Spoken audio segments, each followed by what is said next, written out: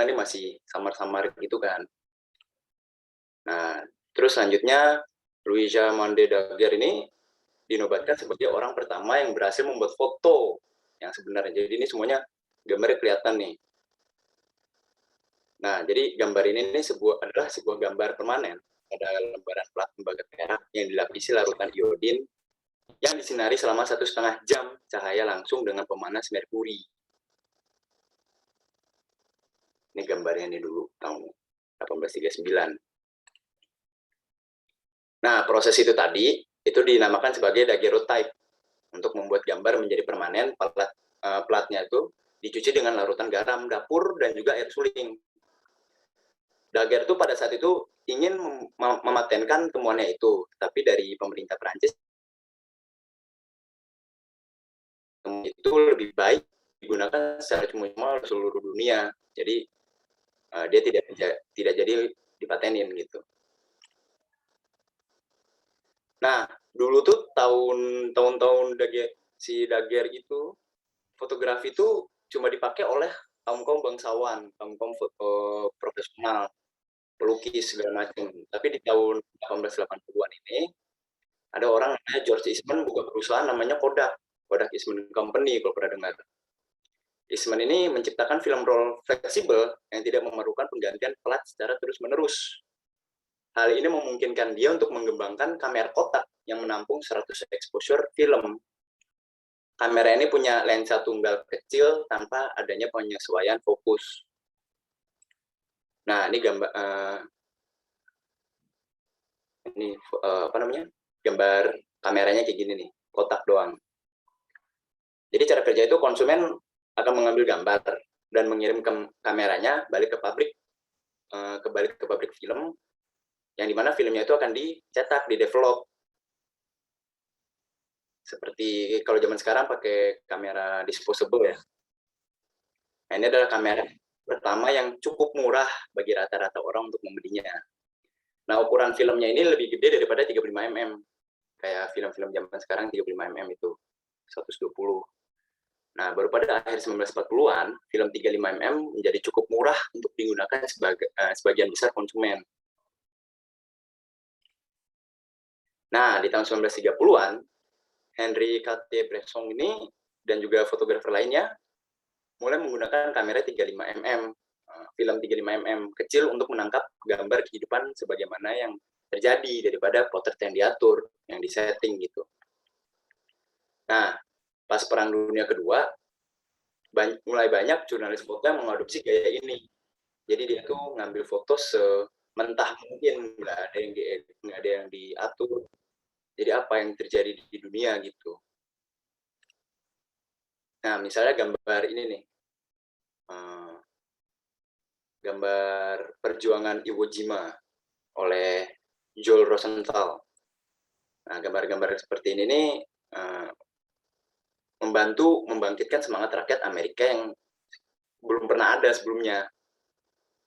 Dia menangkap momen ini yang menentukan bagaimana bentuk wajah fotografi selanjutnya. Kayak sampai sekarang kan kita masih pakai, kalau misalnya di street fotografi ada yang kita nunggu momen dulu segala macam, atau dari yang lain-lain lah. Nah, pada saat yang sama di tahun 30-an itu, perusahaan Polaroid itu membuat namanya model 95. Nah, ini sebelah kanan ini model 95 nih namanya nih. Untuk menggunakan model 9 ini menggunakan proses kimia rahasia untuk mengembangkan film di dalam kamera, yang dimana filmnya itu didevelop di bawah dari 1 menit. Kamera baru ini sebenarnya cukup mahal di tahun itu, karena gambar instan di bawah 1 menit itu kan belum pernah ada sebelumnya. Nah, lalu pada tahun pertengahan 1960-an itu Polaroid sudah mulai banyak model di pasaran dan harganya mulai turun. Jadi mulai banyak orang yang bisa beli gitu. Nah, di tahun 1950-an merek-merek produsen kamera dari Jepang itu mulai mulai mendevelop kamera yang mudah untuk digunakan oleh orang-orang biasa gitu ya. Nah, contohnya nih tahun 1950-an, Asahi memperkenalkan Asahi Flex. Terus ada juga Nikon memperkenalkan Nikon F1-nya, F-nya. Keduanya kamera tipe SLR dan memiliki kemampuan untuk mengganti lensa. Bisa diganti lensanya. Kalau ini kalau nggak salah dudukannya M37. Nah, terus selanjutnya nih, Nikon F sendiri tuh memiliki keleluasaan untuk mengganti prismanya dan layar fokusnya. Jadi yang di bawah ini Nikon F biasa dengan prisma biasa kan. Terus yang di atasnya lagi yang warna hitam, namanya lupa, pokoknya dia diganti-ganti gitu. Terus di bawahnya juga ada automatic film rewinder-nya kan. Jadi selama 30 tahun ke depannya tuh SLR, single lens reflex ini menjadi pilihan bagi para fotografer tuh, karena udah mulai banyak merek-merek yang bisa memberikan keleluasaan untuk bagi para penggunanya. Nah, di tahun 80-an awal, itu tuh udah mulai namanya muncul kamera-kamera yang instan, kamera point and shoot gitu ya. Jadi kamera ini nih bisa membuat keputusan kontrol gambar sendiri. Jadi maksudnya kayak berdasarkan ISO 100 dengan aperturnya 3.5, itu tuh shutter speed-nya sekian gitu. Jadi bisa kebaca sendiri. Otomatis lah pada saat itu. Nah, kamera point and shoot ini menghitung yang seperti yang saya bilang ya, menghitung kecepatan merana, bukaan, dan fokus dengan sendirinya, membuat fotografer bebas berkonsentrasi pada komposisi. Nah, kamera otomatis ini menjadi sangat populer di kalangan fotografer kasual. Nah, di tahun 91, Kodak sudah mulai memproduksi kamera digital pertama yang cukup canggih untuk digunakan oleh para fotografer profesional. Jadi ini sebenarnya Nikon F3, tapi di bawahnya tuh ada kayak semacam automatic film reminder, tapi dia itu ada digitalnya nih di bagian sini nih. Nah, ini bikinan Kodak nih. Produsen lain ngikutin lah, kayak misalnya Canon, Nikon, Pentax, dan produsen-produsen lainnya. Kalau Canon kita tahu dari Canon EOS, terus Nikon nggak tahu, di Pentax juga nggak tahu. Jadi gitu. Nah, mulai berkembang jadi DSLR zaman sekarang. Nah, terus di tahun 2000-an itu baru pertama kalinya muncul kamera di HP. Namanya HP-nya nih Sharp G Phone kalau di Jepang, JSH04. Yang dijual di Jepang pada November 2000. Ponsel ini dapat langsung mengirimkan gambar melalui telekomunikasi ponsel. Jadi sebenarnya itu sih. Nah, terus semenjak adanya kamera tadi, J-Phone itu terbukti populer. Karena di Jepang sendiri sudah lebih dari setengah pelanggannya menggunakan kamera ponsel dalam 2 tahun, jadi tahun 2002-an. Nah, selanjutnya dunia ikut-ikutan. Tahun 2003, lebih banyak ponsel kamera terjual di seluruh dunia daripada kamera digital yang berdiri sendiri. Sebagian besar karena pertumbuhan di Jepang dan Korea. Misalnya kamera-kamera, HP-HP dengan kamera ini kayak misalnya Nokia ini, terus LG lagi nih apa nih. Terus gitu sih sebenarnya. Pada dasarnya itu ya. Mungkin cukup sampai sini aja nih untuk sejarah fotografi. Mungkin ada yang ditanya? Kalau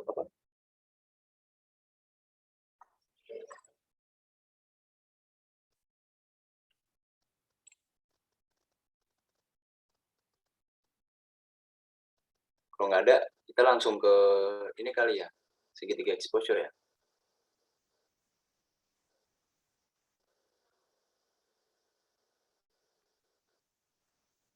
Iya, Fit. Kalau enggak, selesaiin materinya dulu, habis itu nanti di terakhir baru pada nanya.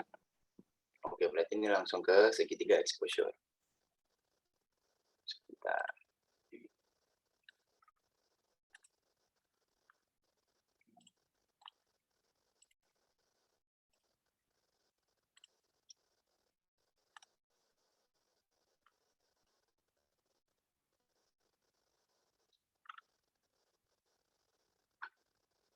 Nah, udah terlihat kan ya? Aman. Sip. Jadi ini namanya segitiga exposure ya. Sebelum kita memahami segitiga exposure, kita harus tahu 3 hal penting dalam fotografi ya, settingannya. Seperti misalnya shutter speed, aperture, dan juga ISO. Shutter speed itu adalah bukan rana, aperture itu shutter speed adalah kecepatan rana, aperture bukan lensa, dan juga ISO itu tingkatan sensitivitas kamera. Yang pengen saya jelaskan pertama tuh shutter speed ya.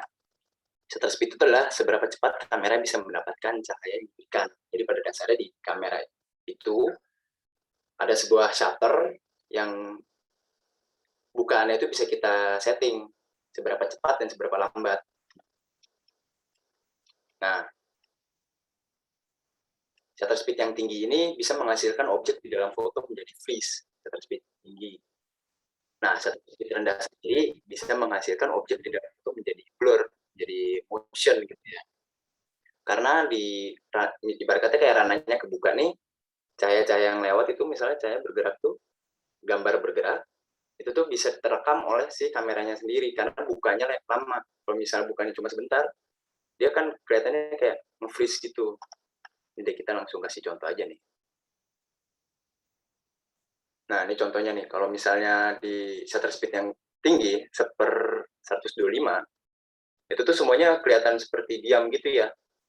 Padahal ini kan lagi jalan raya gitu, bergerak semuanya.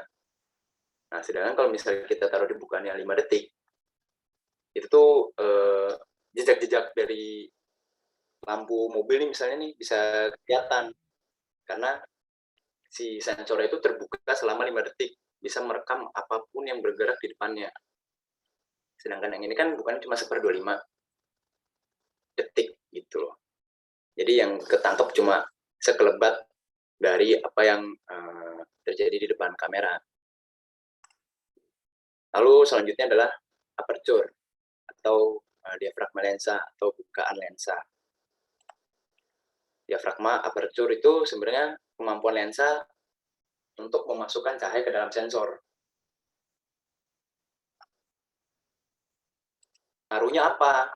Kalau misalnya aperture-nya bukannya lebar, itu tuh bisa menghasilkan gambar dengan depth of field yang sempit. Depth of field itu kayak bokeh gitu. Dan misalnya objeknya itu bisa in focus, background-nya out of focus, dan juga foreground-nya juga out of focus. Jadi yang benar-benar objeknya aja tuh, dengan fokus range itu sedikit, kayak misalnya 5 cm, jadi benar-benar objeknya doang. Sedangkan kalau aperture yang bukan sempit, menghasilkan gambar dengan depth of field yang lebar.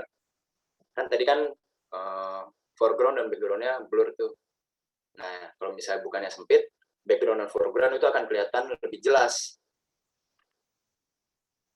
Nah, ini contoh gambarnya nih. Yang di sebelah kiri kan kita taruh di f1.8 dan sebelah kanan f11 ya. Kalau di f1.8 tuh yang kelihatan cuma lensa yang silver doang nih.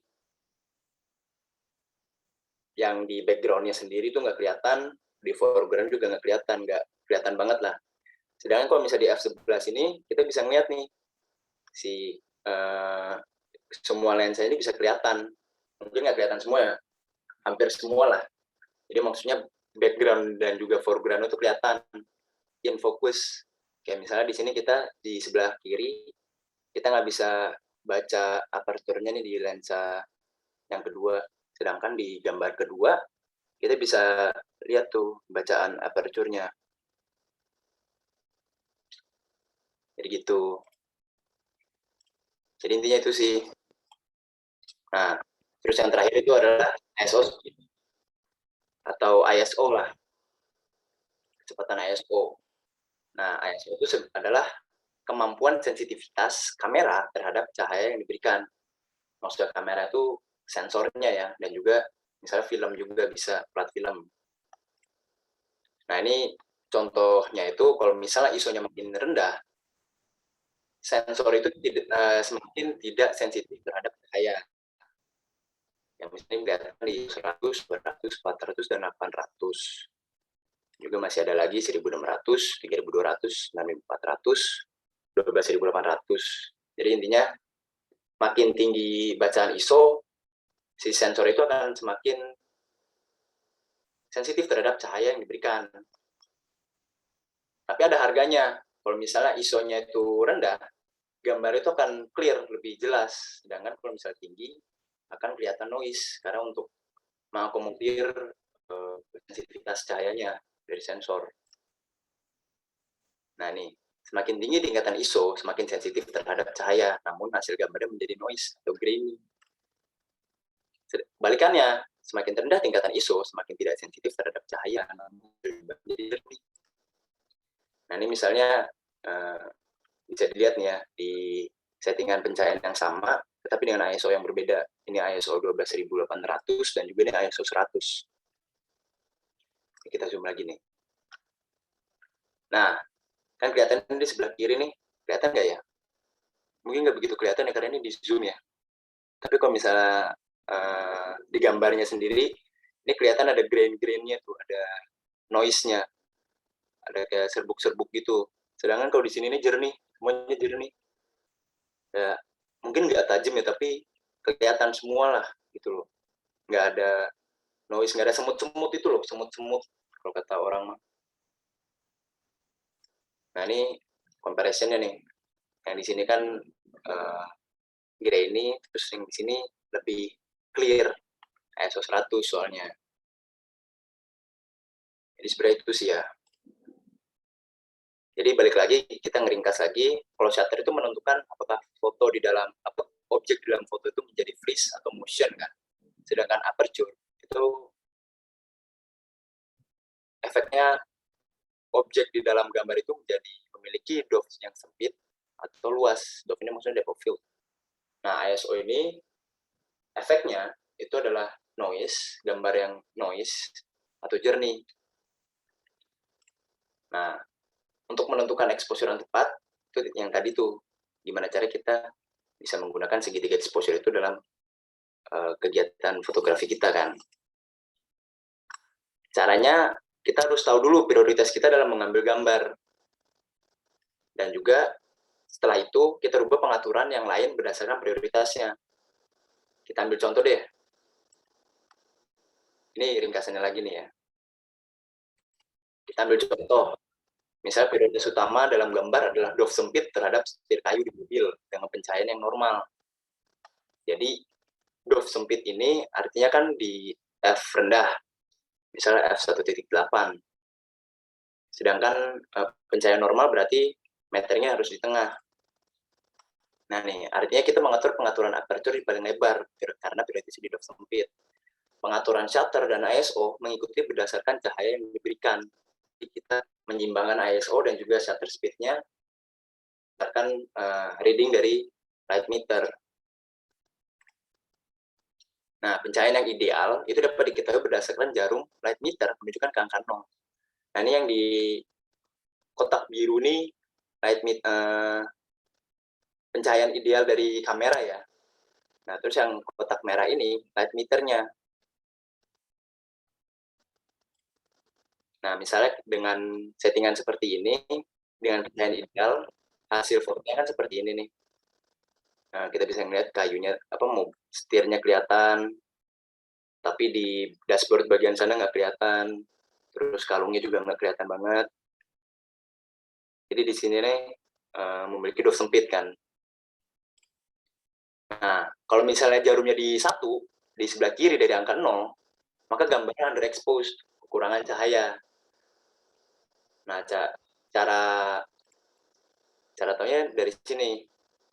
Nah, gimana caranya kita balikin ke cahaya ideal? Itu karena kita tadi prioritasnya adalah f1.8, prioritasnya shutter diafragma paling lebar, maka kita maininnya yang ini nih, shutter speed-nya. Kita naikin 1 stop jadi 0. Ini kan 1/100, itu turun 1 stop. Nah, ini hasilnya nih. Waduh. Terus kalau seperti itu ya, gambar makin gelap ya. Makin gelap lagi. Nah, kalau misalnya jarumnya di sebelah kanan dari angka 0, itu artinya gambarnya overexposed, terlalu banyak cahaya. Nah, ini contohnya nih.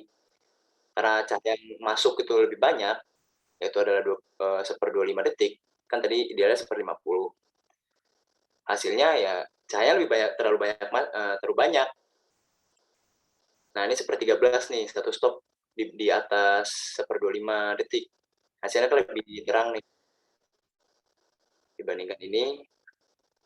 Juga ini kan, ini terlalu terang lah. Ibarat kata kita hilang detail-detailnya, kayak misalnya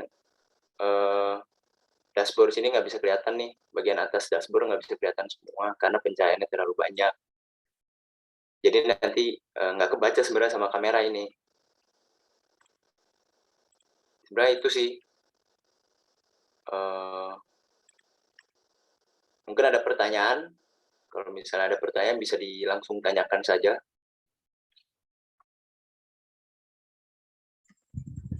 Maaf Kak, boleh bertanya? Ya, gimana? Sebelumnya perkenalkan, nama saya Muhammad Iqbal Ramadhani Ya. dari Prodi Teknik Mesin. Saya ingin bertanya Kak, kalau misalnya di lapangan itu hasil foto, misalnya dalam suatu keadaan itu mending kita ambil agak overexpose atau agak underexpose Kak, yang lebih baik untuk ke post processing yang selanjutnya Mas. Oke. Untuk post processing ya.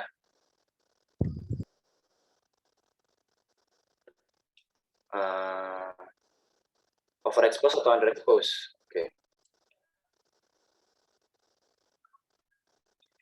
Terus ada, ini langsung dijawab atau ditampung dulu nih? Wahai MC. Mungkin langsung jawab aja ya biar. Langsung aja ya. Ya. Ya kan tadi pertanyaannya itu kalau di lapangan apakah lebih baik overexpose atau underexpose agar hasil post processing-nya itu lebih baik kan? Kalau saya pribadi nih, sebenarnya balik lagi ke bagaimana kita mengatasi hal-hal tersebut ya. Kayak ada orang yang lebih suka underexpose atau ada orang yang lebih suka overexpose. Tapi kalau misalnya overexpose di kamera digital, itu data-datanya itu hilang. Kayak misalnya kayak tadi nih, ini kan di bawah, di dashboard atasnya nih, benar-benar putih semua. Sedangkan kalau misalnya di sini nih, masih agak kelihatan nih di sininya nih, di underexposed, masih agak kelihatan lah detail-detailnya di garis ini. Dan juga wipernya kelihatan nih. Dan kalau ini kan nggak kelihatan sama sekali. Artinya kalau misalnya di overexpose itu, kamera digital ya, itu tidak bisa mendapatkan data-data yang tepat. Nggak tahu tuh di situ ada apa. Sedangkan kalau misalnya kita pakai film, itu justru lebih baik kita ambil overexpose. Lebih baik ambil overexpose, misalnya satu stop atau dua. Biasa sih satu stop ya, kalau saya film.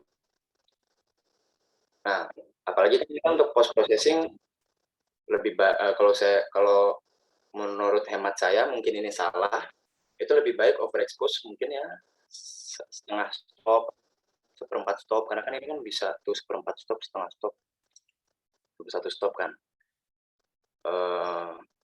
Tapi jangan lupa taruh di RAW kan, karena kalau RAW itu kan harus data-datanya semuanya pasti dapat.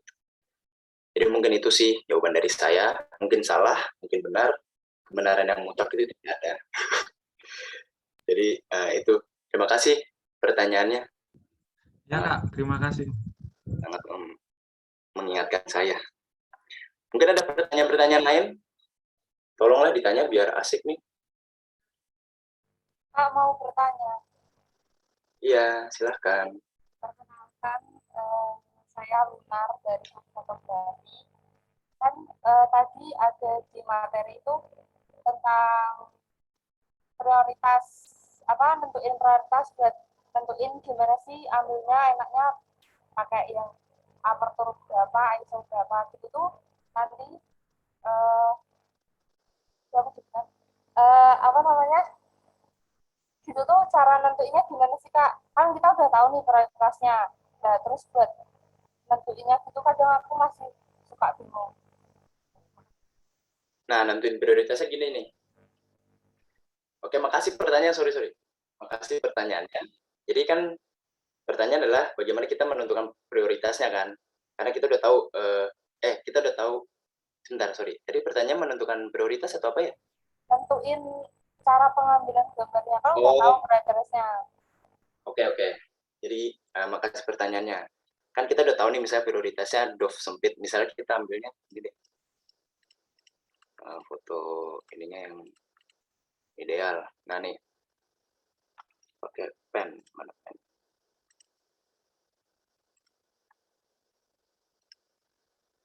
Jadi prioritas utamanya kan di sini nih, f1.8.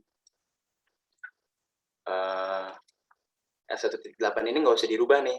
Kita di blok di sini. Nggak usah diganti-ganti, nggak usah diapa-apain. Yang kita rubah tuh shutter speed dan juga ISO-nya. Nah, kita ngerubahnya ini gimana caranya nih?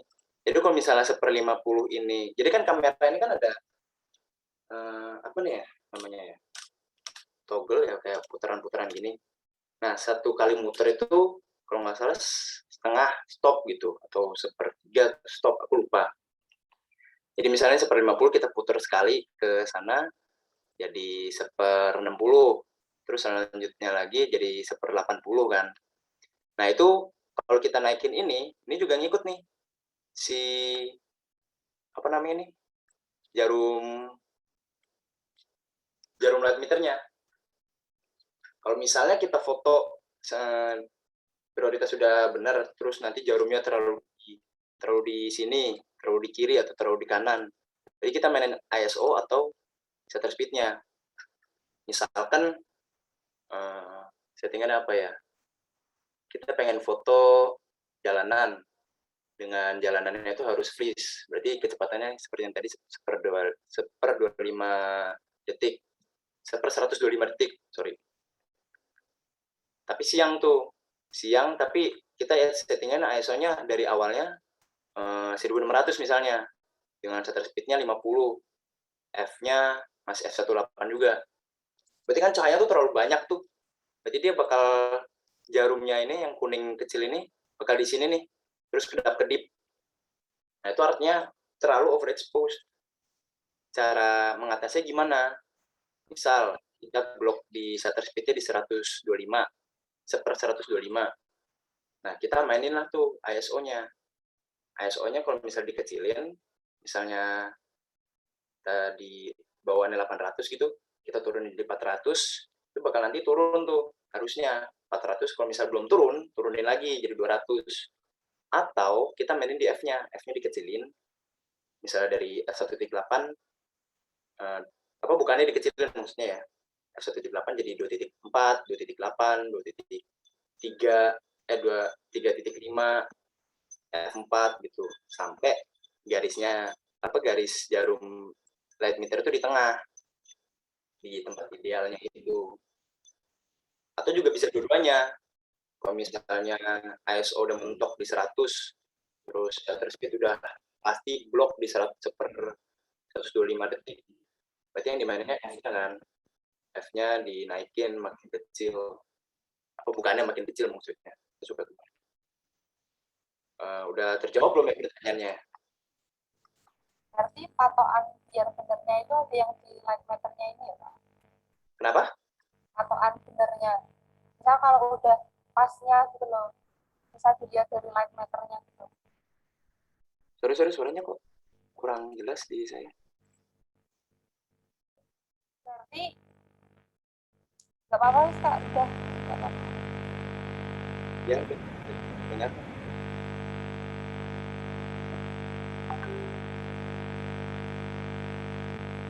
Atau mungkin nanya di chat aja ya?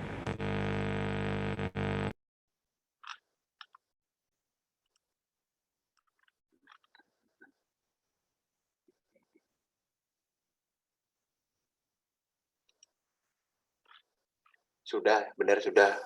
Karena tadi kan ada pertanyaan lagi tuh. Dijawab aja sekalian, Afdol kita orang. Kayaknya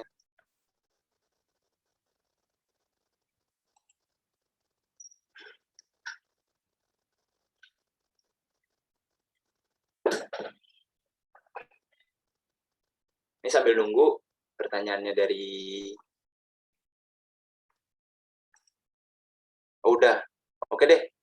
Makasih banyak pertanyaannya mungkin jawaban saya balik lagi salah. Benar kita nggak tahu, saya juga mohon maaf kalau misalnya jawabannya saya agak muter-muter. Jadi itu. Ada pertanyaan lagi? Ayo untuk teman-teman yang belum paham atau mungkin masih bingung bisa ditanyain lagi. Mumpung Mas Vitonya masih di sini nih. Masih di sini tuh. Kalau malu on mic bisa lewat chat, nanti dibacain sama aku atau sama Agatia. Tuh. Ini mumpung ada expertnya nih di sini. Expert, ya. Kak, saya mau bertanya, Kak. Ya. Perkenalkan, nama saya Muhammad Nabiluddin dari jurusan sastra Inggris.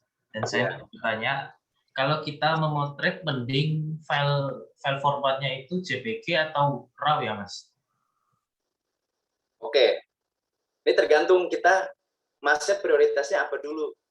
Kalau misalnya sekadar post di Instagram, post di Line, WhatsApp, jadi wallpaper HP, tidak untuk apa ya, kesannya ya, tidak untuk kehidupan profesional gitu ya, kutip dua ya. Itu JPEG aja sebenarnya udah cukup, lebih dari cukup. Nanti kan ada settingnya tuh L kurva atau L apa tangga tuh, kita taruh di L kurva. Itu tuh udah ya mirip-mirip RAW lah, cuma nggak se-raw, data yang didapatkan tuh nggak sebanyak RAW si L kurva itu. Tapi kalau misalnya kita pengen post productionnya itu pengen lebih leluasa, kita maininnya di RAW. Jadi kalau di RAW tuh misalnya gambarnya overexposed, tapi misalnya underexposed, tapi kita pengen cahaya dinaikin lagi. Menurut kita setelah difoto, wah kok kurang, itu tuh bisa dinaikin di post processing, karena ya itu sih RAW dan JPEG bagusan itu. Balik lagi prioritas apa dulu sebenarnya. Kalau emang yang leluasa mengedit RAW, itu kalau emang sekadar post di JPEG. Jadi itu jawaban saya. Jawabannya masal juga, saya tahu, cuma itu yang saya tahu sejauh ini saya motret. Jadi mungkin jawabannya sudah terjawab belum ya, Mas? Sudah, Kak. Baik, terima kasih banyak atas pertanyaannya. Ayo pertanyaan lagi yuk, biar asik nih. Halo Kak, selamat malam. Halo. Sebelumnya perkenalkan, nama saya Rano dari Prodi PTIK dari kelas jurnalis. Nah, pertanyaan saya itu pernah dengar tentang exposure compensation. Nah, bisa dijelaskan nggak kondisi di mana exposure compensation itu bisa berguna? Sekian, terima kasih Kak. Makasih banyak pertanyaannya. Jadi sebenarnya kan habis ini ada video nih sebenarnya, cuma kita jelasin sekarang aja deh. Bentar ya, aku cari foto yang saya pakai exposure compensation itu ya. Karena saya pribadi, karena saya malas banget pakai manual mulu, saya suka pakai aperture compensation itu. Udahlah langsung aja dah. Nih misalnya nih. Misalnya kita pengen ngambil foto gambar ini si setir ini sengaja underexposed, tetapi dari dengan misalnya shutter priority atau shutter priority. Nah, kalau misalnya kita taruh apa namanya tuh tadi, lupa kan? Exposure compensation. Ya. Itu tuh kita nyeting settingan tuh di sini nih. Salah. Kita si light meternya bacaannya tuh bakal tetap ini. Misalnya kita exposure compensation-nya di minus 1 stop, diturunin 1 stop gitu ya. Jadi kan di minus 1 nih di sini nih. Nah, si jarumnya itu, si jarum light meter ini bakal stay di sini. Dan misalnya tadi kan aku pengen fotonya aperture priority, karena pengen ngambil dove sampai atau dove luas lah, kita anggapnya dove luas. nanti si kamera itu bakal secara otomatis ngatur ininya nih, shutter speed-nya, karena kan prioritasnya di F gitu. Atau juga bisa juga disetting juga di ISO-nya. Kalau misalnya kita taruh ISO-nya auto, bisa tuh ISO-nya otomatis naik, otomatis turun gitu dari bacaan normal. Nah, kalau ini kan di tengah ini bacaan normal nih sebenarnya nih.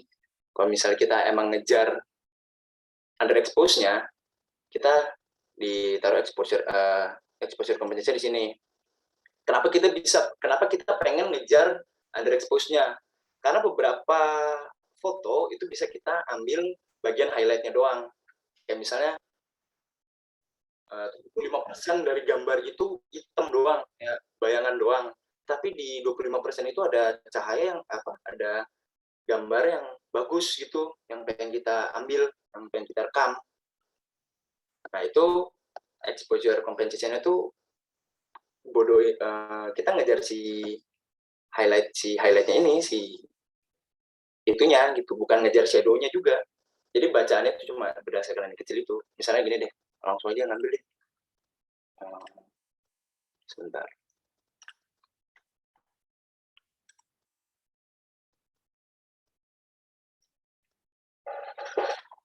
Waduh.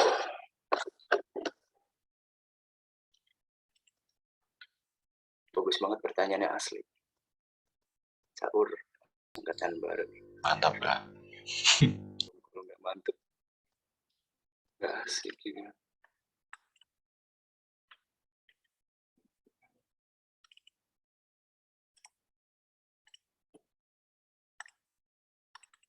Nah, ini misalnya nih. Ini kan mayoritas dari gambar ini kan gelap nih. Tapi di Indomaret ini terang sendiri nih. Jadi kita kan ngejarnya si ini, kita bodo amat sama ini. Si hitam-hitam ini nih. Pokoknya shadow-shadownya ini. Maka dari itu kita exposure compensation tuh di -1 stop atau enggak -2 stop, menyesuaikan sebenarnya. Sebenarnya gitu sih. Nah, kompensasi exposure ini juga enak kalau misalnya kita mau street photography ngejar momen kan, tapi misalnya terlalu terang atau terlalu kita pengen ngejar gelapnya gitu kayak ini tadi, ya kita maininnya di exposure compensation gitu. Udah terjawab belum ya pertanyaannya? Oh, sudah, Kak. Terima kasih, Kak. Masih banyak. Ya, tadi ada yang pertanyaannya. Tadi ada yang raise hand kalau nggak salah deh. Kak, izin bertanya, Kak. Ya, silakan. Sebelumnya perkenalkan, nama saya Marendra Iqbal Maulana dari Prodi Pendidikan Teknik Informatika dan Komputer. Ingin bertanya, itu cara mengatasi cahaya yang over saat membuat light painting tuh bagaimana ya, Kak? Pada saat malam hari. Oke, itu pertanyaannya. Nah, kalau Iya, misalnya Kak. terlalu terang, gimana caranya ya? Makasih banyak pertanyaannya. Jujur aja nih, gue kalau misalnya mau motret light trail gitu, mana fotonya ya? Mana sih? Banyak banget fotonya. Ada yang bener. Nah, ini kan kayak gini nih, terlalu terang nih. Si lampunya ini. Nah, kuncinya adalah fotonya berkali-kali. Kita lihat dulu tuh. Jadi di settingan DSLR itu kita bisa ngeliat histogram. Histogram itu bacaan seberapa banyak cahaya yang masuk ke dalam gambar itu. Nah, kita foto aja tuh banyak-banyak tuh. Foto dulu sekali. Ini settingan udah pas belum? Terlalu banyak atau belum? Nah, kalau misalnya terlalu banyak, kita kecilin, bisa dinaikin. Dan juga ada juga cara lainnya, itu adalah post processing. Post processing itu walaupun terdengar aku nggak mau ngedit foto karena kamera aku bawaannya warnanya udah crunchy gitu kayak Canon EOS jadul gitu. Jangan takut mengedit kita orang mah. Kalau misalnya overexpose kan berarti lebih enak lagi tuh kalau misalnya kita kecil cahayanya. karena data-datanya itu udah kelihatan. Hilang pun juga nggak bakal hilang banget, soalnya kan biasanya kalau light panning itu kan malam tuh. Jadi gitu. Mungkin sudah terjawab Pak pertanyaannya? Karena saya jawabnya muter-muter dari tadi. Lumayan Kak, lumayan paham. Terima kasih Kak. Oke, terima kasih banyak pertanyaannya ya. Ayo, ada pertanyaan lagi. Ada yang resign nih. Iya, Jambore Cibubur. Gue anak Cibubur, Bos. Jakarta Timur. Sorry. Maaf. Situ. Lagi. Ada pertanyaan lagi? Silakan. Ini si Arif Farhan ini resign. Ayo, mungkin mau nanya nih. Sebelumnya perkenalkan, nama saya Arif Farhan Sabila, saya dari Ekonomi Pembangunan 2021. Mau nanya Kak, saran kamera analog murah lah di bawah 1,5 juta. SLR atau point and shoot? Analog. Iya, analog kan ada yang. Oh, yang SLR. SLR kayak gini. Iya. Iya. Kayak ini ya, Fujika. Mounting M42 lah, mounting M42. Ya, Spotmatic rusak LED meter. Kita cari Asahi Spotmatic yang LED meter udah rusak. Gampangnya gitu. Kalau misalnya murah itu belum lensanya ya. Soalnya 1,5, 1,2 udah lumayan jarang sekarang. Kalau misalnya cari aku lagi ada lensa Minolta Rokkor. Itu Fujika, aduh namanya apa lagi, Fujika MPF, tapi yang ini kan bayonet nih. Bisa puter-puter. Ada lagi Fujika yang pakai ulir. Tapi PR-nya dia cuma shutter speed-nya nggak sampai 1000. Kalau misalnya kebanyakan kan 1000 kayak Nikon F tadi kan cuma sampai 1000. Terus ini Nikon Mat F3 sampai berapa nih? 1000 doang, tapi belum dikalibrasi. Jadi itu sih PR-nya. Kita cari Fujika. Kamera pemula murah untuk zaman itu. Ada pertanyaan lagi nggak? Terima kasih, pertanyaannya sangat wow. Asik juga nih. Kak, izin bertanya, Kak. Ya, silakan bertanya. Saya Denisa Daliava dari Prodi D3 DKV. Izin bertanya, Kak, bagaimana cara exposure pada kendaraan yang lewat pada malam hari, Kak, untuk lampunya, Pak? Oh, yang kayak tadi? Iya, tapi di saat malam hari, di saat kendaraannya lewat, Kak. Tapi fokus ke lampunya yang bisa berbayang gitu, Kak. Kalau aku, itu bisa di bawah 1 detik sih, di bawah 1/15 atau di bawah 1/13 maksudnya. Tergantung juga sih sebenarnya tuh sama lensa kan. Kalau misalnya lensanya lebih lebar, misalnya lensanya 16 nih, 16-35, terus kita taruh di 35 mm. Nah, di shutter speed 30 itu bakal agak kelihatan freeze gitu, karena itu dinamanya apa saya lupa, cuma yang udah kayak gitu akunya. Tapi kalau misalnya kayak gitu, intinya di bawah 1 detik itu udah jos, udah afdol, udah mantep, udah caur. Atau bisa sampai 30 detik sih. 30 detik itu juga kita bisa mendapat banyak banget, tapi kadang halation bahasanya, bukan halation. Jadi kalau misalnya kamera yang ada jamurnya, lensa yang ada jamurnya nih, apa namanya nih? Pasti namanya nih? Jamur kalau aku ngomongnya apa? Lens hood. Iya, lens hood, mantap. Sorry ya. Itu dia biasanya cahaya yang nggak diinginkan tuh masuk. Karena nih kenapa lens hood dipakai? Karena ini lensa lebar kan, langsung cembung gini, cembung bulat gitu. Kalau misalnya ada lampu dikit, bakal flare. Kalau misalnya terlalu tinggi, sebenarnya ya gitu deh. Jawabannya adalah 1 detik sampai 30 detik. Biar aman. Oh, baik, terima kasih, Kak. Terima kasih. Ini di chat tadi nanya, DSLR sama mirrorless lebih bagus mana, Kak? Nggak tahu lagi. Karena sekarang mirrorless sudah caur. Terus kita lihat sendiri Canon RF, terus Nikon Z, udah parah banget, udah hampir kayak DSLR. Tapi saya pribadi, karena dari dulu makanya DSLR, saya udah ada dua-duanya, Bos, anjay. Karena dari pertama saya punya kamera tuh DSLR, jadi mungkin ini terlalu subjektif ya. DSLR lebih enak. Karena gue kan makainya layar nggak pernah nyala tuh, jarang banget nyala, dikit banget nyala, paling cuma sekali atau 2 kali setiap 5 menit gitu. Karena gue biasa kalau pergi seharian cuma bawa 2 baterai, takutnya baterai habis. Nah itu bisa tuh sampai malam 2 baterai bisa masih hidup tuh. Sedangkan kalau misalnya ini mirrorless, baterai lebih cepat habis. Tapi balik lagi banyak banget mirrorless tuh banyak kelebihannya juga. Yaitu misalnya kecil, form factor-nya kecil banget. Sedangkan kalau DSLR kan form factor-nya gede. Jadi kalau misalnya kita buat hunting jarak jauh, lumayan capek tuh, pegel tuh, kerasa tuh.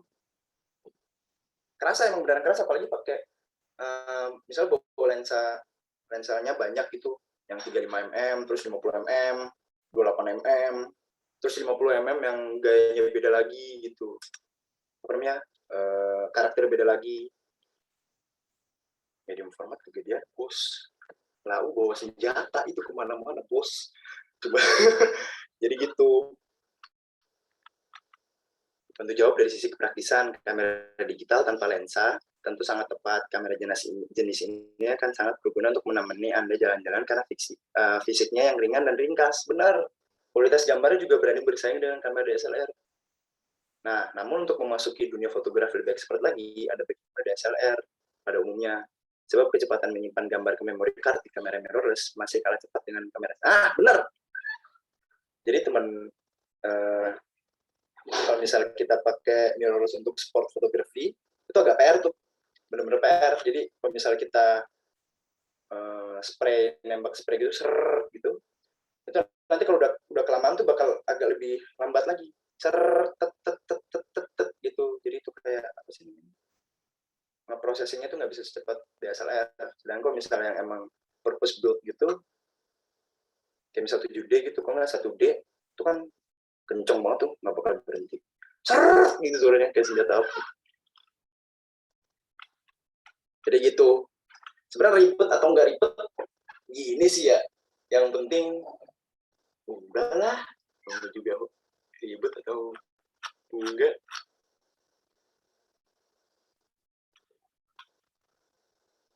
Ngomongin sebentar atasnya lagi. Kak, untuk pengambilan footage yang landscape dan portrait itu saat momen yang sedang bagaimana? Terima kasih. Saya pribadi dulu suka motret pakai portrait landscape karena nge-view-nya kan di apa namanya? Di laptop. Sedangkan sekarang kan pengen nyoba. Kenapa saya kebanyakan portrait? Karena ngeliatnya di HP gitu. Karena ribet bawa laptop kemana-mana, pakai HP segala macam. Jadi saya lebih enak pakai portrait. Itu buat saya pribadi. Tapi semuanya itu tergantung dengan gimana kita mengkomposisikan gambarnya. Apakah komposisinya lebih baik landscape atau portrait? Nah, misalnya kalau landscape itu kita cuma ngambil segini doang, berarti kan ibarat kata kita nggak bisa gimana ya? Nggak bisa ketemu cahayanya. Biasanya apa? Bukan cahaya, langit. Kalau misalnya di sini gedung, di sini jalanan, di sini langit ya kan. Tapi kalau misalnya kita dibikin portrait, itu kan bisa lebih kelihatan semua tuh. Karena pertimbangan saya untuk mengambil pakai portrait karena di post di Instagram. Kak, besar sensor kamera itu berpengaruh besar nggak sih terhadap kualitas gambar? 5 megapiksel atau 48 megapiksel ya? Itu megapiksel. Kualitas gambar sebenarnya dipengaruhi oleh si lensa. Apakah lensa itu tajam atau tidak? Kalau misalnya lensa bawaan kit f3.5 sampai 56 tuh nggak bakal tajam. Kalau misalnya di S9 pasti tajam. Itu ngaruhnya ke kualitas gambar. Balik lagi kalau misalnya pakai 5 megapiksel, itu sebenarnya ada juga tuh kamera yang 5 megapiksel sampai sekarang saya kejar-kejar, Canon EOS 5D Mark I. Itu dia megapiksel kecil, bos. Yang pengaruh tuh ya balik lagi tadi ya, kalau misalnya kita butuh pengen di posisi apa namanya, bukan spanduk lah, baliho yang gede-gede gitu, itu bakal kelihatan banget antara 5 megapiksel dan 48 atau bahkan 105 itu kelihatan banget. Sebenarnya balik lagi nggak pengaruh-pengaruh banget. Makasih pertanyaannya nih. Siapa nih? Banyak banget nih yang di itu nih, yang di chat. Gue bacain aja ya. Ngomongin tentang jamur, ada tips dan trik biar menghindari lensa tidak berjamur nggak Kak? Dan cara ngebersihinnya gimana? Oke, langsung nih, gampang banget. David. Beli namanya kaleng kerupuk. Gue nggak bercanda pakai kaleng kerupuk. Kalau gue pribadi pakai kaleng butter cookies. Di sini naruh lensa-lensa karena lensa gue kebanyakan yang kecil-kecil gini. Nah, di dalam sini juga dikasih silika gel untuk menyerap untuk antioksidan gitu deh. Untuk membersihkannya lebih baik kita bawa ke bengkel karena saya pribadi nggak pernah bersihin jamur. Saya takutnya kayak kegores atau apa. Karena kan kebanyakan lensa jadul, lensa modern saya cuma satu ya. Kebetulan lensa kit saya pun udah rusak. Jadi gitu. Dan juga ini jangan sering-sering di luar, taruh di dalam lah, coba di tempat yang kedap apa namanya? Kedap udara ya. Itu. Makasih pertanyaannya. Lanjut lagi nih. Ada lagi nih.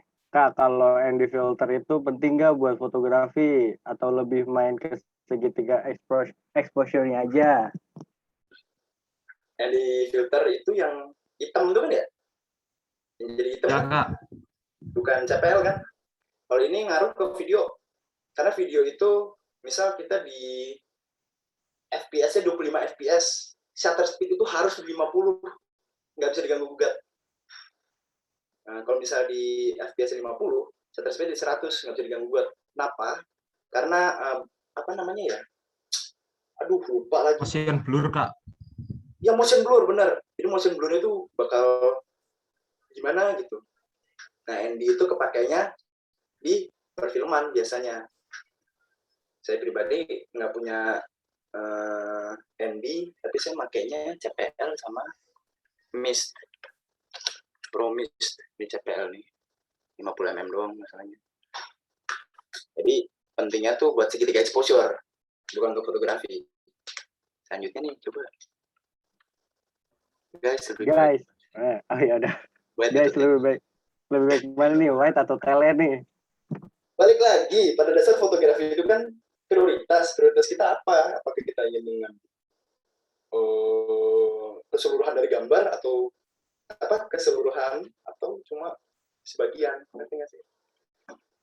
Karena di tele dan di white itu ada image compression ya. Ya misalnya si objek dengan background tuh kalau di tele di white itu biasa, tapi kalau di tele tuh agak madet gitu kayak nge-compress. Lagi prioritasnya apa? Kebetulan saya prioritasnya kan street photography gitu, apa namanya, hunting-hunting di jalanan, nggak pernah yang caur-caur gitu. Jadi kebanyakan 50, paling kali ini 55. Iya 58. lanjutin. Ini banyak banget nih di chat nih. Tim filter Instagram diam saja lah. Apa-apa, gue juga pakai VSCO kok, santai. Mau nanya tapi sadar diri, ini nanya aja nggak apa-apa kok, nggak apa-apa ya. Nanya aja, serius. Saya juga pernah kayak kalian kok, saya juga pernah cupu gitu, saya pernah nggak tahu apa-apa dalam fotografi, pernah banget. Mas, pertanyaan kalau pakai smartphone bagusnya mode auto apa pro? Nah, ini nih.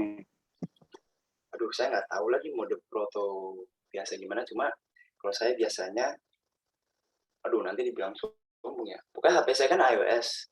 Jadi iOS itu bisa di tadi itu ada apa exposure compensation, dipencet bisa diturunin untuk digelapin, digedein, dinaikin buat diterangin.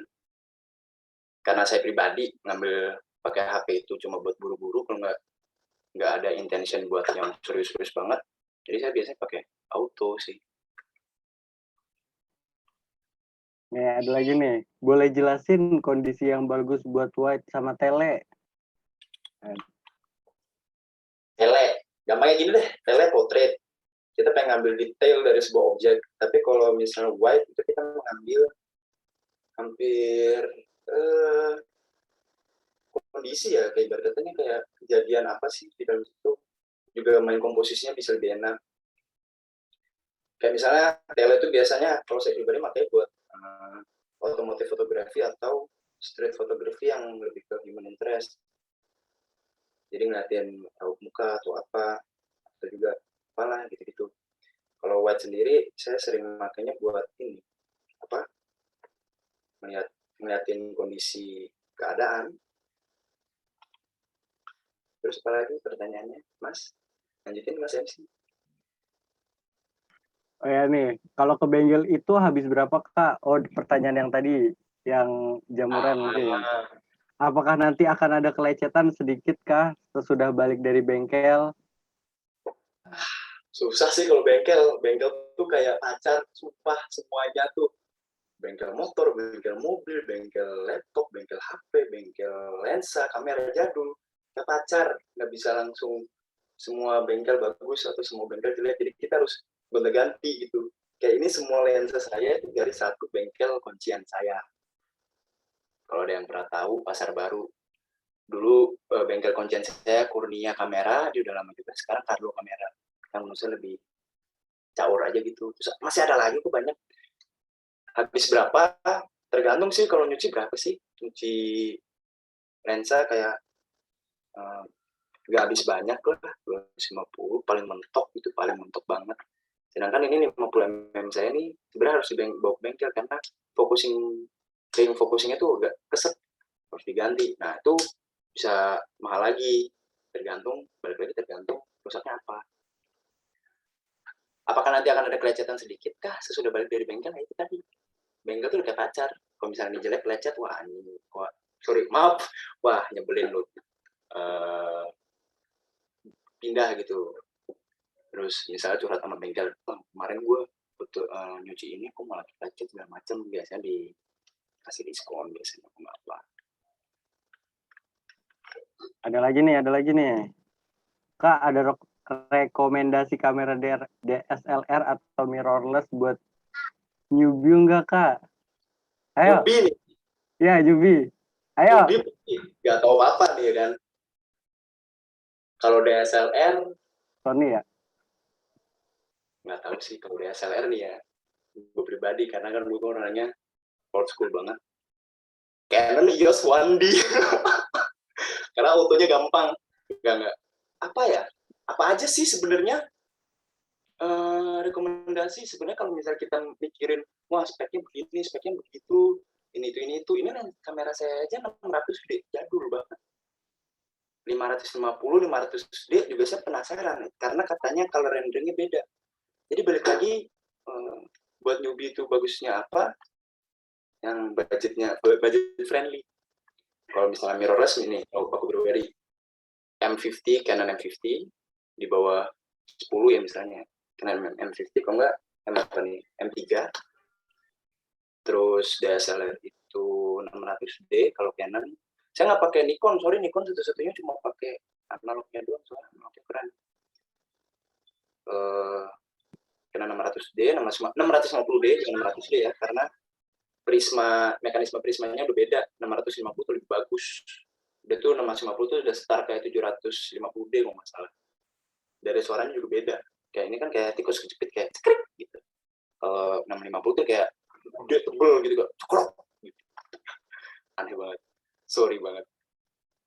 Saya nggak tahu, nggak bisa mengkasih rekomendasi karena balik lagi itu kan prioritas kita apa dulu. Sesuai budget ya berarti ya, Fit ya? Iya, sesuai budget. Oh, ada lagi nih. Kalau main kamera analog, mahal nggak buat developnya? Kalau misalnya kita nyicil gitu, misalnya kita punya 10 film stok nih, 10 film stok. Kita pengen nyuci bersamaan, udah pasti mahal banget, Cok. Asli, jangan deh.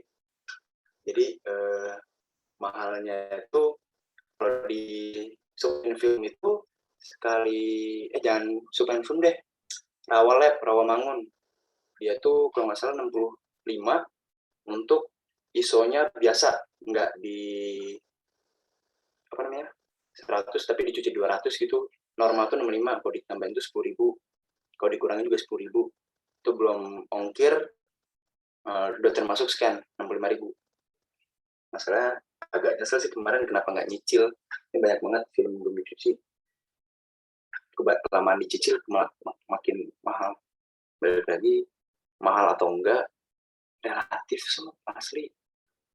Karena dulu pas gue banyak duit itu ya 65.000 murah lah. 5 kali dulu berapa sih? Berapa tuh? Saya nggak bisa ngitung, 13.000 kalah bisa. Sekarang kayak aduh, kayak bisa buat yang lain deh. Bisa buat makan, bisa buat pacaran. beli film, beli filmnya nih yang mahal nih.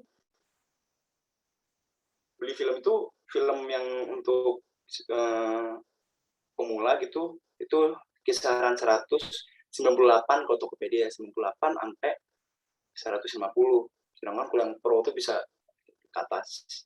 Ada juga film-film yang langka udah nggak diproduksi lagi kayak Fuji Pro 400H tuh yang udah nggak tahu kenapa Fuji udah nggak keluar lagi, itu harga di aftermarket bakal lebih naik lagi. Jadi mahal atau enggak lumayan, cuma nggak banget sih kalau misalnya kita cuma nyoba satu roll. Ada ya, ini ada nih mirrorless worth it enggak Bang buat pemula, saran juga mirrorless yang bagus Bang. Tadi udah dijawab ya. Yeah. Terus Kak, katanya kalau habis cuci lensa itu gambarnya jadi nggak tajam. Itu mitos atau fakta? Ini mitos atau fakta? Soal kejadian sih. Jadi gini,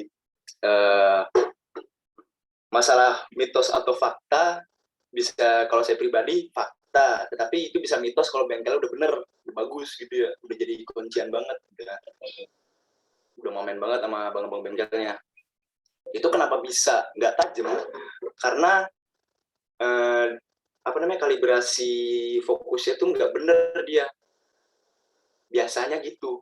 Karena ya lensa-lensa jadul gitu kan dia kan sebenarnya ada ulirnya juga segala macam, cuma kalau misalnya dia kacanya agak mengsle dikit aja, itu tuh jadi nggak tajam, agak PR. Jadi balik lagi cuci lensa tuh ya itu sih.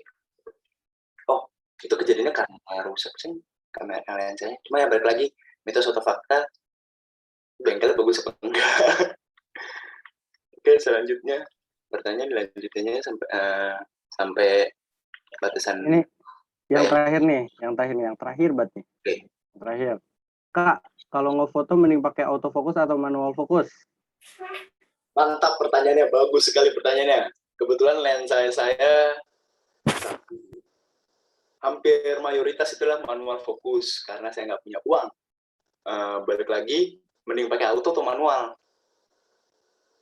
Enakan manual sih, enakan auto sih sebenarnya, karena kalau di Keker gitu kan ada titik zona fokusnya tuh, titik fokusnya kita mainnya di situ, terus kayak difokusin dulu objeknya terus dikomposisiin, begitu lebih enak kan daripada kita kayak gini. Apalagi kalau misalnya DSLR ini prismanya udah kotor, makanya saya minjem mirrorless punya teman saya kalau misalnya pakai lensa analog, lensa manual fokus gitu.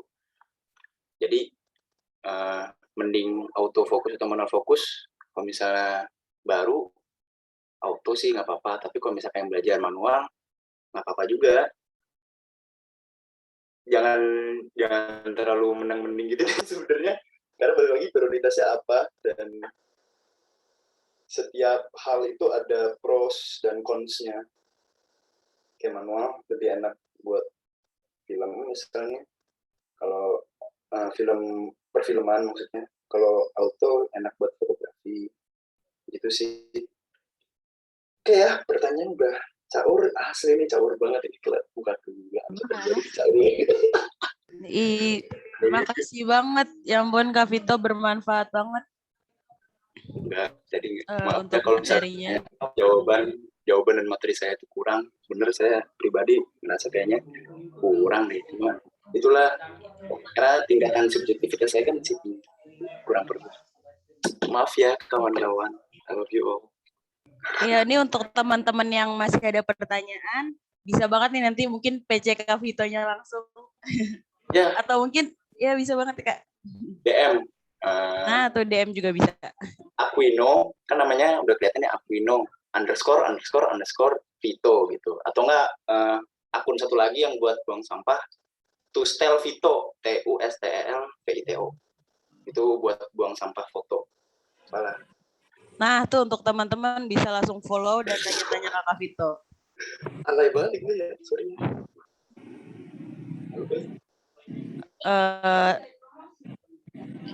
Makasih loh Kak Vito untuk materinya yang udah disampaikan. Makasih banyak atas waktu yang telah diberikan.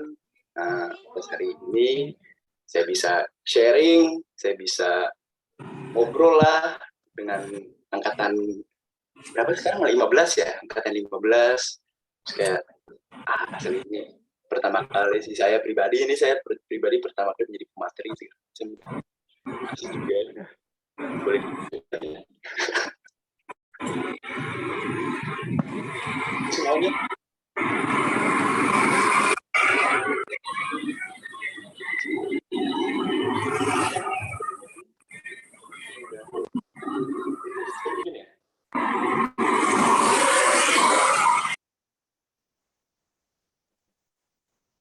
Oke deh. Itu dia pemaparan materi dari Kak Vito ya. Kak Vito ganteng banget. Makasih. Woi, Kak Vito ganteng banget. Tuh, Kak. Aduh, Kak Vito langsung ada fansnya nih. Langsung, Fit. Langsung kepada. Kita kan nanti makrab.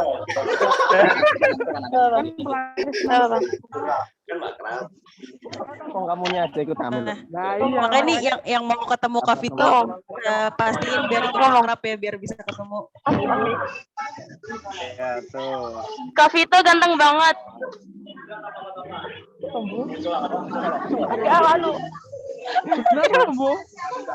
Gimana nih teman-teman, masih semangat nggak? Masih dong Kak. Semangat ya. Karena di sini kita masih ada penugasan untuk acara PDF 1. Ya, penugasan ya. Nih, penugasan sebenarnya. Nah,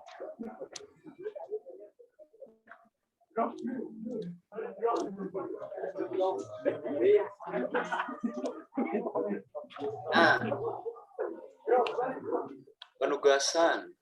Kak Vito jangan mainin rambutnya. Penugasan.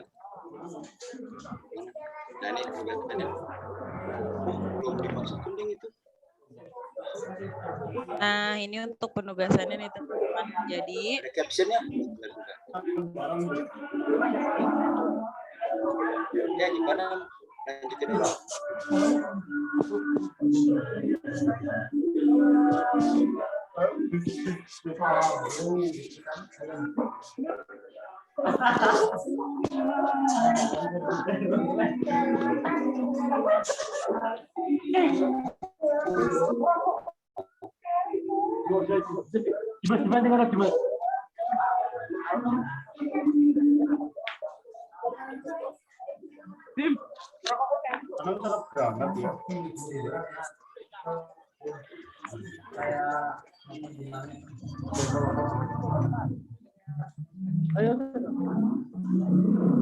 Nah, ini penugasannya guys.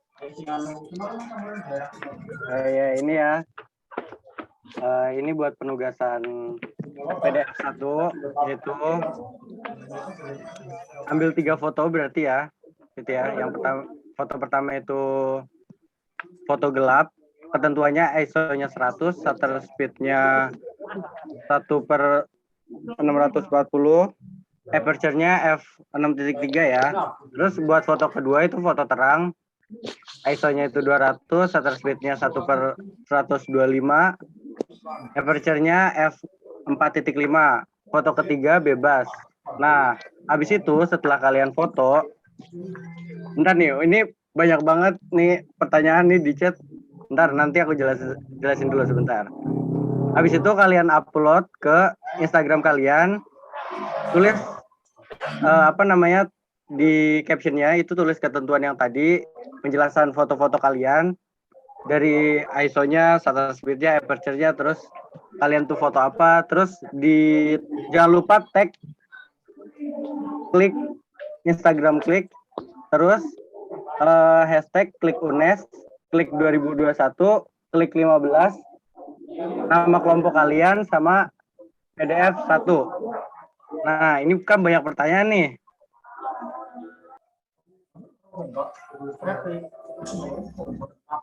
Apa namanya, sedih nggak pakai, nggak apa namanya, sedih nggak punya kamera, sedih apa namanya, nggak pakai kamera HP boleh nggak gitu. Nah,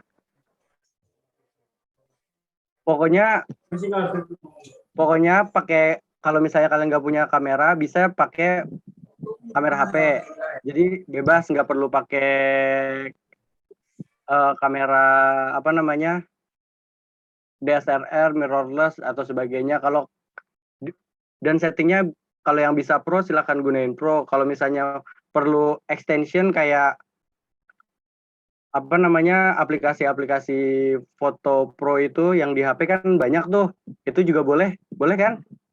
Tapi yang nggak boleh itu diedit pakai Lightroom, Photoshop, apapun itu nggak boleh diedit. Oke, jadi fotonya foto mentah. Boleh diedit cuma di crop. Ya, fotonya foto murni ya. Berarti ini Fotonya diedit ya. PSCO nggak boleh. Pokoknya fotonya apa namanya, nggak ada editan sama sekali. Jadi foto original. Maaf Kak, untuk potret atau landscape itu bebas apa gimana Kak? Bebas, terserah fotonya kayak gimana kan, Fit ya.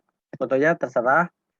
Mau landscape, mau potret, mau 1:1, itu terserah. Ini 3 foto dijadiin 1 pos. Iya, jadi 3 slide atau pos pisah-pisah. Nah, jadi di satu pos aja ya, Gat ya? Iya, satu pos aja dijadiin 3 slide kayak gitu. Oke, begitu teman-teman. Ada pertanyaan lagi? Untuk nanti yang masih bingung, masih mau nanya-nanya, bisa ditanya ke kakak LO-nya. Oh iya, betul. Itu ada LO-nya ya. Google Cam guys tuh. Oke. Udah mungkin ya penugasan, udah gitu doang, gitu aja. Kalau misalnya masih nggak paham lagi, deadline-nya Kak. Kapan nih deadline-nya nih? Nah, untuk deadline pengumpulan dikasih waktu seminggu sampai PDF 2 nanti tanggal 9 ya. Tanggal 8, maaf teman-teman, dikumpulin terakhir tanggal 8 Oktober 2021. Semangat semuanya. Itu ya tadi ya. Semangat ya teman-teman penugasannya. Kita pasti bisa. Nggak ada yang nggak bisa. Bismillah. Dalam nama Allah, dalam nama Tuhan Yesus. Pasti bisa. Ya, itu dia. Kalau misalnya masih bingung-bingung juga, kalau misalnya mau nanya, masih mau ada pertanyaan ke Kak Vito, tadi bisa di-follow Instagramnya Kak Vito, gitu kan. Ya, mungkin itu aja. Kali ya. Ya. Tuh, jangan lupa tugas kuliah prioritas. Betul. Tapi jangan dilupakan juga tugas PDF-nya ya, teman-teman.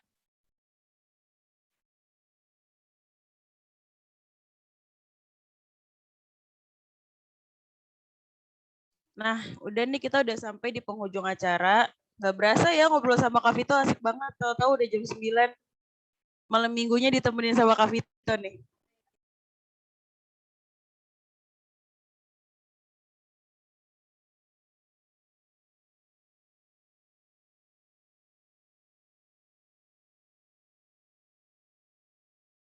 Tuh, Kak Vito ditanyain IG-nya, Kak.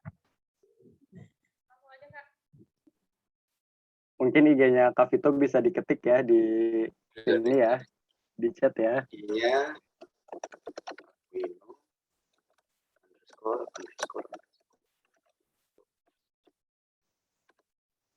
underscore 3 kali guys. Satunya lagi Tustel Vito kan. Foto Tustel. Nah, manggil kamera. karena udah malam, terus juga mungkin dari teman-teman mau istirahat atau mau melanjutkan tugas kuliah, dicukupkan. Terima kasih buat semua teman-teman yang udah join, udah menyempatkan waktunya untuk gabung ke acara PDF 1. Jangan lupa untuk PDF 2 akan diadakan tanggal 9 Oktober 2021. Saya Gatia Handayani selaku pembawa acara dan teman saya Rizky Umar Mahardika. ya. Izin pamit ya teman-teman. Tetap semangat semuanya. Makasih kakak-kakak. Oh ya, untuk Makasih Kak. Makasih Kak. Presensi. untuk nanti untuk absen udah dipresensi oleh secara manual ya. Terima kasih Kak. Oke Kak, terima kasih. Oke Kak, terima kasih. Iya, sama-sama. Sama-sama. Gatia jangan lupa makan Kak. Dadah. Iya. Jaga kesehatan nih.